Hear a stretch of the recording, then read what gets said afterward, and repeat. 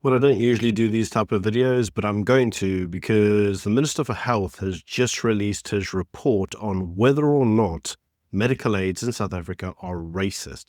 And the report itself, whilst has many potential inferences, has a potential legislative consequence for South Africa. Now, remember, this is the same minister who wants to push forward forms of NHI. Now, this to me seems like all is going to be used as a yardstick to push forward the centralization of the funds through the NHI system. So I think it's actually really important that we pay attention to what the Minister of Health has said and actually consider whether or not the report that he's produced is, well, credible. So I've actually done some work on it, and I'm actually here to report back on it in a way that, to be frank, the media isn't going to do. Now, before I get on to this video, can I yet again remind you, if you haven't already, subscribe to the channel. I do put a lot of work into these videos, so I'm sure you can appreciate. I'd like to see those numbers go up. Anyway, let's get on to it. So what is the actual findings of this report? Well, according to the baseline findings, apparently medical aid schemes in South Africa disproportionately affect Black professionals. So how? So apparently Black anaesthetists were 6 times more likely to be found guilty of fraud, waste, or abuse by med scheme. Black psychiatrists were 3.5% more likely to be found guilty by discovery. Black dental therapists were 3 times more likely to face the same outcome. And so what we're actually seeing is that many of these medical aids are using a fraud, waste, and abuse system whereby they're basically checking for potential leakage or overbilling. And according to this report, this process is being used to recover funds lost from irregular billing. Now, the actual amount that's been recovered are between 22 and 25 billion annually.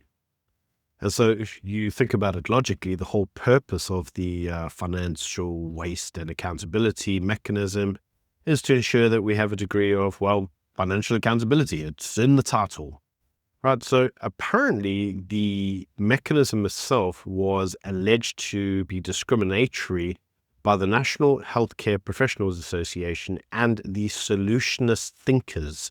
And this was all done in 2019, which prompted to a Section 59 inquiry, which was commissioned by the Health Minister Moron. Now, the findings of the Section 59 panel, which were chaired by an advocate, have found that there have been substantive unfairness, higher risk ratios for Black providers being investigated and penalized. In other words, those Black providers were given a higher risk score and then subjected to greater review or oversight. Now, some people are saying that there is a degree of procedural unfairness, a lack of transparency in the process itself. Sometimes with the FWA, the whole review process taking up to 3 years to start or kick off. And this has meant to, because of the recovery of funds, has actually led to closure of some Black-owned practices. Now, this has led Moron to suggest that potentially there are gaps in legislation and imbalances between powers, between the providers and the schemes themselves, which, as I say, you can see what the logical consequence of this is going to be. It's going to be legislative change which centralizes the power within a fund that's being managed or controlled by the government, NHI basically. So, if we actually just review everything that the minister says, then what we would conclude is that there are statistical disparities over the multiple years in the medical field, and we can see that the rules are strongly showing forms of bias beyond randomness. Obviously, Black individuals frequently highlighted as part of the risk ratio. Now, the problem for this is that you would then say that there's actually this faceless software, and that the software itself creates kind of a black box effect where inputs and biases cannot be reviewed or challenged because, remember, it's just a faceless box. But therein is where the actual stuff starts coming in. So what the minister is basically saying is that actually there's a degree of systematic racism that's gone into the programming, the inputs of that system. And so whilst the system itself says that it's not it's racist in the bias behind the programmers and the rule setters. And so based on this, so apparently there's racism. Now, if you know anything about CRT, that idea that there's inherent racism in the system, if you will, no one can see it, no one knows where it is, but it's definitely there because you can see it in the outcomes, then this entire process and the results from it make sense. But if you're a thinking person, well, you might not necessarily agree with that, because the first thing that you would know is that disparities in outcomes are not sufficient proof of racial discrimination, that the differences could be due to a wide number of factors that aren't actually definitely connected to race. There could be pattern practices, regional differences, could be patient demographics, or even billing processes. So the report doesn't provide any form of causal mechanism to look at those. The only thing that the report looks at is, well, race, because race is the primary variable that, according to them, shows inherent or systematic bias, which they wish to demonstrate. Now, the actual risk ratios themselves might be highly correlative. In other words, that you might say, well, look at these high risk ratios and they're connected to Black individuals. But it's important to understand that correlation does not always equal causation. There's no way of controlling for confounding variables. As I said, geography, number of claims submitted, types of procedural billing, and these ratios could easily be misinterpreted. You could easily say, well, the only way to explain it is race, but there are other variables which haven't necessarily been considered. So what actually would have been more convincing here would have been to assess how different practitioners were treated based solely on their race, but this wasn't actually done.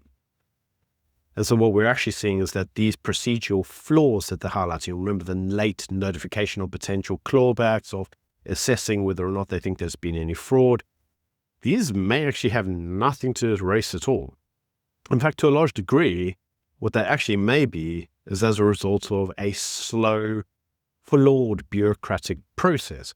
Now, anybody who considers the way that many of these practitioners and the way that they work, especially in terms of the medical aid schemes themselves, the idea that there is high bureaucracy and significant delays is not beyond the realm of possibility. I mean, in South Africa, everything's like that, right?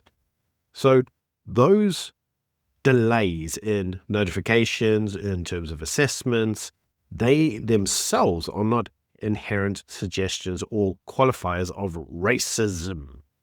You see, because in many instances, white and Indian practitioners could face the very same issues. Because again, it's a procedural issue with the bureaucracy within the schemes themselves.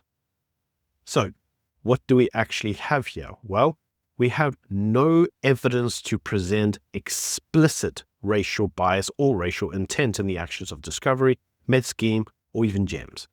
But what we do have is we have a desire from the actual report writers themselves to infer racism. There are no internal communications policies or direct testimony indicating that decisions were ever made based on race, and that the charge of racial discrimination relies heavily on lens and inference and interpretation. Now, any individual who is not a CRT addict would insist on intentionality and disparate treatments with direct racial cause before concluding that racism is at play. We would insist on some form of evidence, but that's not what we get. In fact, this becomes problematic because the very organizations that have pushed forward the report, remember we said that the NHCPA and the solutionist thinkers, they both use ideological framing and emotive activist language when they raise this issue. The chair himself has a public reputation for progressive legal advocacy, which may suggest that he himself has an interpretive lens that's not neutral, that specifically desires to find racial bias. Now, the timing and the way that this is being publicized is not by accident. We know that there is a lot of tension with the NHI and the healthcare economy. And so from my perspective, this report is going to be used in order to somehow frame the NHI's required.